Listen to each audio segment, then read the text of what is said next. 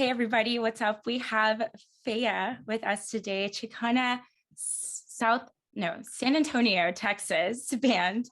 What's up, you guys? How are y'all doing? Good. Hey, we're good. So it is a true honor to have y'all on here. Like, I am a huge fan of y'all's music. Y'all just did like a ton of shows this year as well as last year, and you are constantly going. Like, how do you have the energy to do this? It's a lot. I don't know. I mean, I think it's just pure joy, and we love going on the road and we love touring, and that's the best thing a band can do, when you're starting out and trying to get out there. And that's like our method of sustaining a band. So we look forward to it usually, and we have fun together, and that's the big thing. It's important to get along with your bandmates. That's what makes it even better. So I think we enjoy each other's company and getting out there. That's the thing, isn't it? And I think y'all are very lucky to be in that position. And have y'all ever, I know that you two were also in another band together, girl in a coma. Yeah.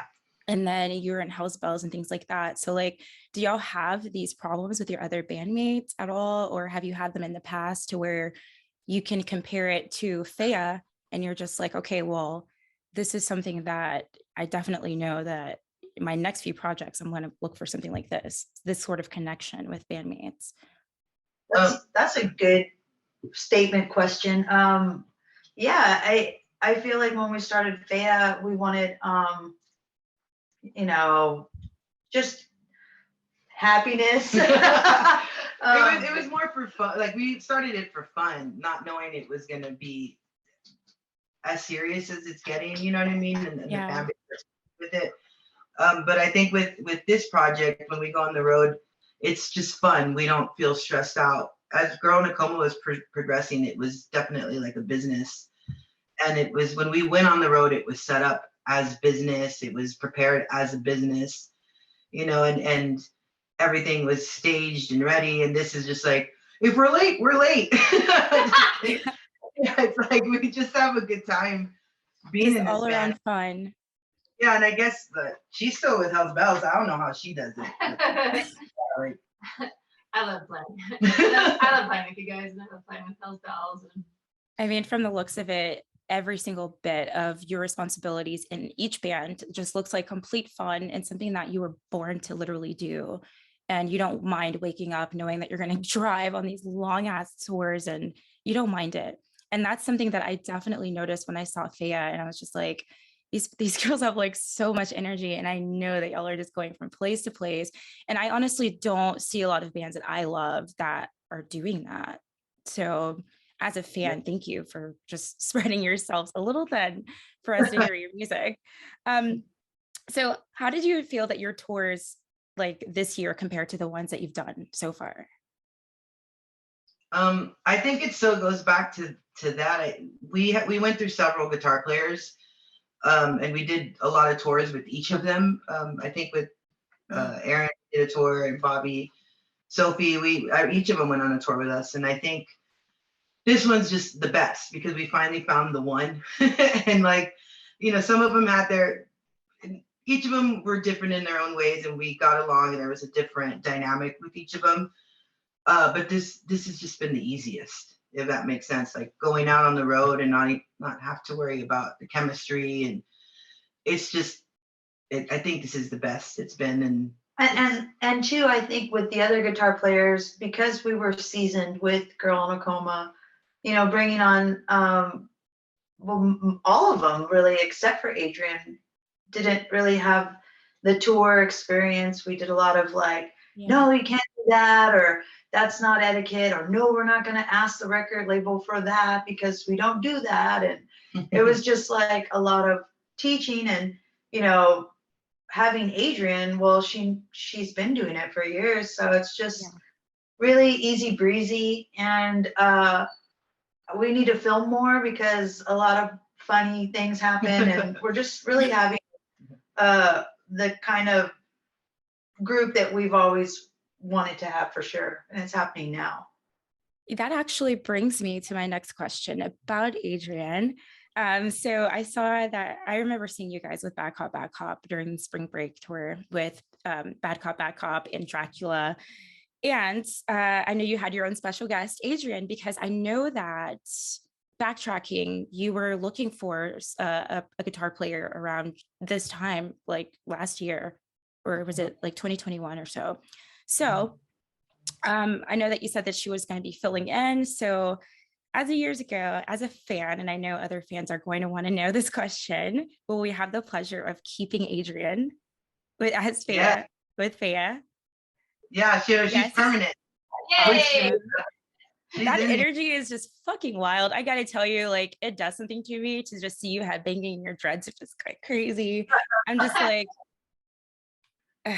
it gives me chills to really see. It looks like a lot of fun. And honestly, I haven't seen y'all with y'all's other guitarist, Shelly, or anything like that. But videos wise, it's definitely energy all there, but it's just unmatched. It feels like y'all found y'all's missing piece, to be Absolutely, honest. Yeah. absolutely. So congrats on landing punk rock bowling, by the way. That No, is going to be fucking sick. I know that everybody who listens to Faya, they're just like super stoked for you guys that y'all are doing punk rock bowling. And y'all not only toured with Oh Freaking Seven this year, but y'all are playing the biggest fucking punk festival since 99. So y'all have been a band since 2015, respectively, right? yeah, Just give or take. yeah. So have y'all imagined that at this point that you'd be here announcing punk rock bowling and playing with L7? No, not at all. Yeah, like when we started this band, it was really just because Girl in the Coma had ended and we didn't want to stop playing music. So Jen and I wanted to start a project that we had initially wanted to start, and Girl in the Coma became its own thing. But yeah, I wouldn't have thought, oh, we were gonna still end up doing these rad tours with heroes still, and then end up playing this huge festival. We almost did it before the pandemic, but we weren't part. We were gonna do one of the side parties with Punk Rock Bowling. So now we're in it. We're on the flyer. Like we're playing one of the bigger stages. So we're stoked, and I know once we play that festival, it's going to lead into other things. So I'm just excited about what's to come. And we've never been to Punk Rock Bowling, so it's our first time, and we just hear great things. So I'm excited. And it's like, it feels like the right time, with the right member, the right mindset. Because if we would have like Fonnie said, we were supposed to get that side stage show. I mean, we weren't even really like 100 with that guitar player. Everything kind of felt up in the air. Life problems were happening. Yeah. So it could not have come at a better time. And I kind of hope more things happen that way now that we're getting, more comfortable with, our new guitar player, life settings, and, hopefully we get some more good news. But yeah, I guess it doesn't really get as good as L7, which was Yeah. This is mostly questions that I personally want to know as a fan. So what does Chicana punk mean to you?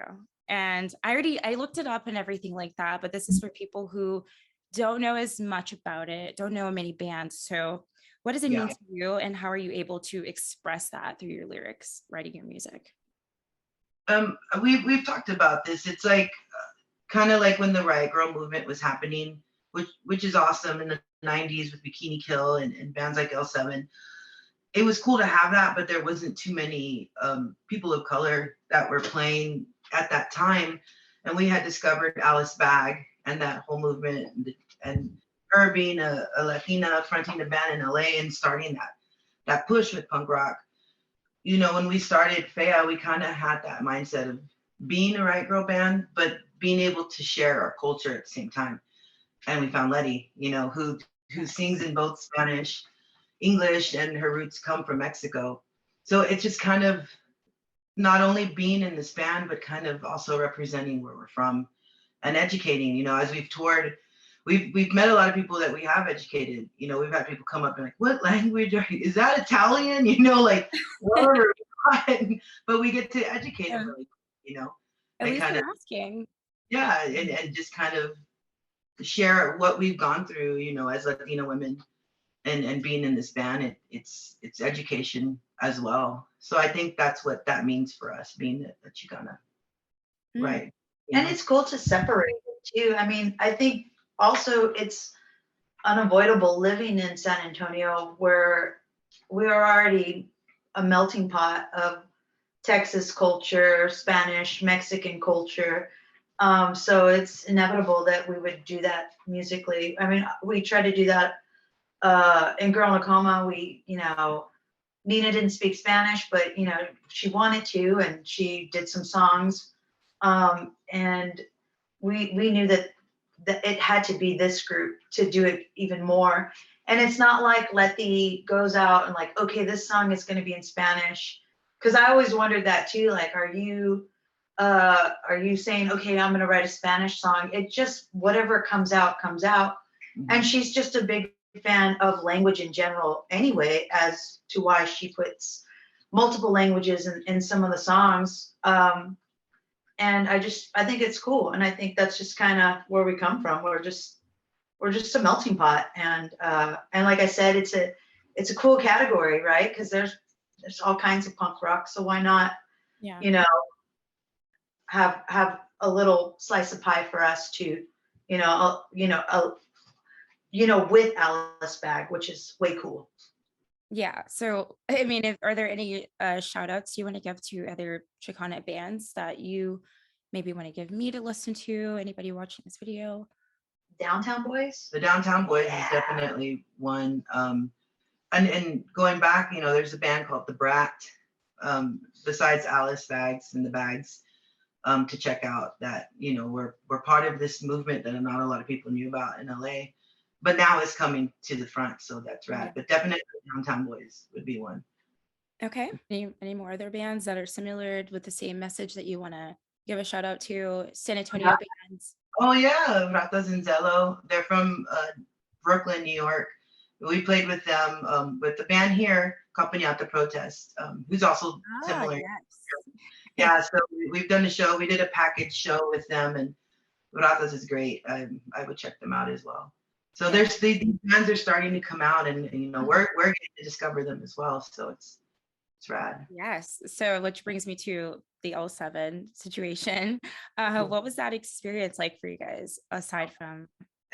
Gosh, it was a dream come true for sure. I mean, and then we all grew up, the three of us as fans, and that happening in the 90s, and it was just amazing to be able to be right there.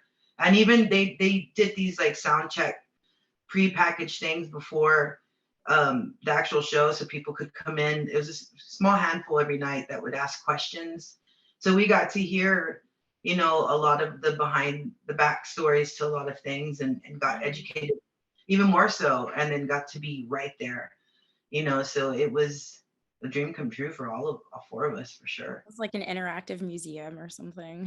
Just Yeah, Adrian and would make sure she was there every night, and I think one night they got to, I don't know if you both asked questions. We did. Yeah. They got to ask questions and be part of the audience. So yeah, it was rad. Yeah. I think they knew that we were fans as well. Especially Fonnie and I, when we were in Girl in a Coma, we've been fortunate enough to open up for big groups. So we've always had that mindset of like, okay, stay out of their way, be quiet, don't Don't bother them. Don't shit your pants. Yeah. But I had Jennifer Finch almost every night on my side watching me play, and it was awesome. Like, I took one of her pics. We're fans. Yeah. No big deal. So what was like your initial reaction to the news? Like how'd that happen? I want to be there with you. Oh, we were stoked. We were on tour with Bad Cop when we got the news. We were sitting outside a venue in the van, hanging out, goofing off, and I got the message on my phone, and I told the girls, hey, because we were interacting with Jennifer Finch, and we kind of want to like collaborate with her for some stuff, but yeah, she kind of just threw that out there, and I had told the girls like, hey, they're going on tour, I think we're gonna get some of these dates. You know, we didn't know how many or for how long or where. But we got the most out Yeah, of the groups. We were really happy. It was like 7 shows. yeah. So we were just like, this is awesome. And Mhm. you know, to go back to the West Coast and have a built-in audience so that we could show them our music. It's just, Yeah. it was all around amazing. Like you could not have asked for a better tour. Like Yeah. it was awesome watching the shows. We had great weather, like, which is rare. There was no drama.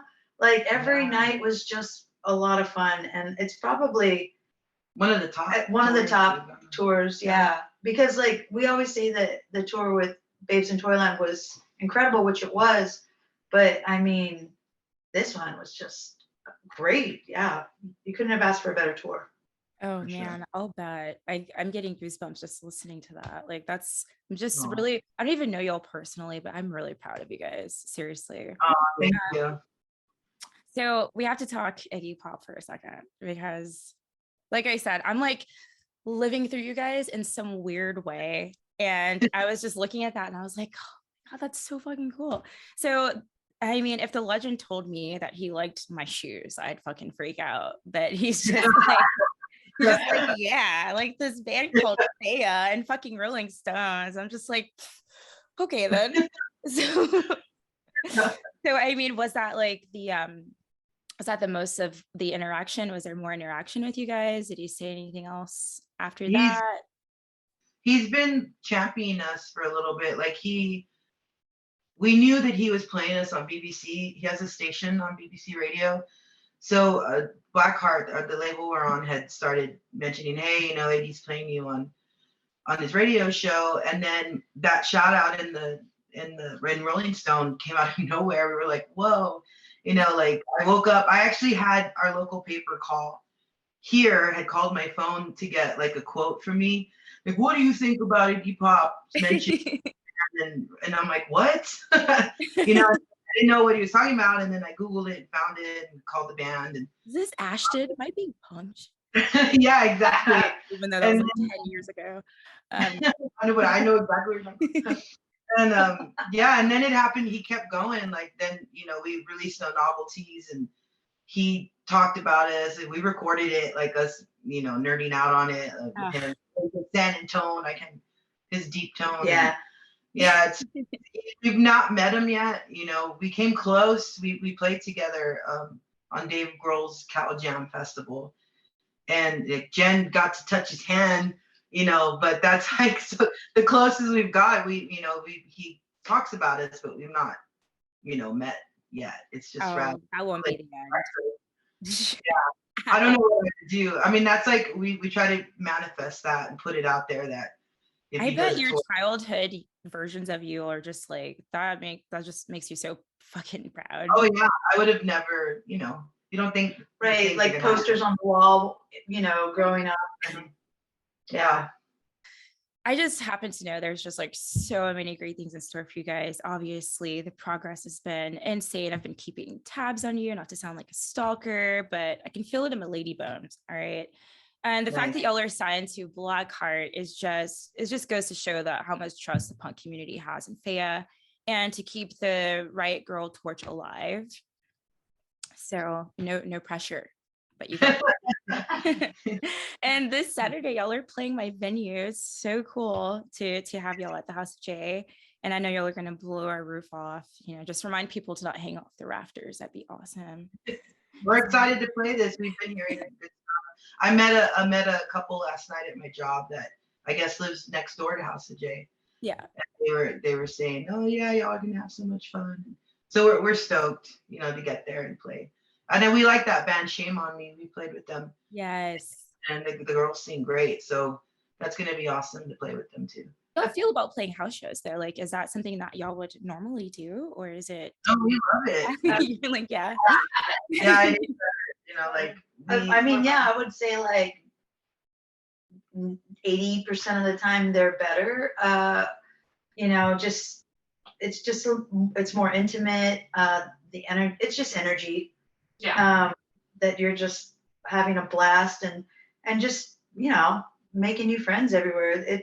Yeah. It's not like a venue, and sometimes we've been playing these 21 and up venues, and I mean, even me, I don't go to that many shows. I can't expect people my age to go.